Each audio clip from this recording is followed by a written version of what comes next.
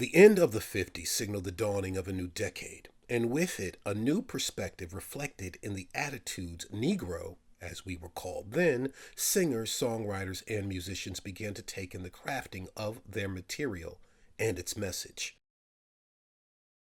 By the end of the 60s, those voices and their creative output would be transformed into something more promising than pleading, and much more powerful and impactful.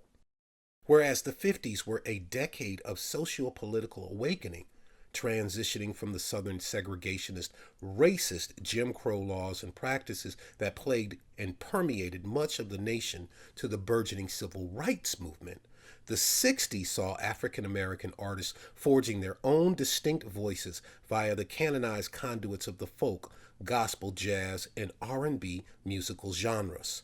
By decade's end, they would give way to the more outspoken output of soul, funk, jazz, and spoken word. For context, it's very important to understand the times we're considering and reflecting upon. In 1960, there was no social media, no internet, no cable television with its proliferation of programming across hundreds of channels, no streaming services, no texting, no way of immediate or damn near instantaneous messaging or delivering a multitude of perspectives on a single or various topics. Newspapers were the vessel for mass communication, along with radio, and, to a smaller extent, television, which, back in the day, actually signed off broadcasting to test patterns after evening programming. Other than the Nat King Cole Show, which premiered in 1956, running for 5 years, Negroes on television were still an anomaly, an exotic sight to one segment of the citizenry, but considered an event and cause for celebration in the colored community whenever faces from the darker nation would make even the briefest appearance.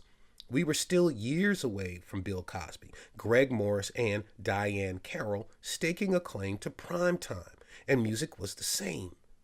Other than Motown making inroads and presenting a different kind of snapshot of upwardly mobile colored people, the sounds emanating from the radio were of celebration, partying, and worship across the rock, R&B, blues, gospel, and jazz genres.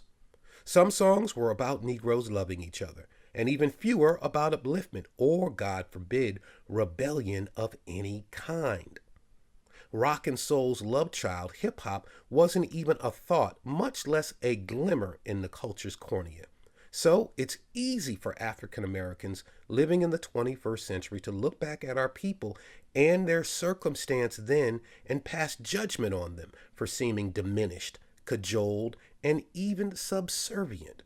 But that's not a fair assessment, given the very real times they existed in and the very real threats they faced on a daily basis. Like Chuck D, a Public Enemy, once told me, at one point, to speak your mind as a colored man or woman in America was to risk your life.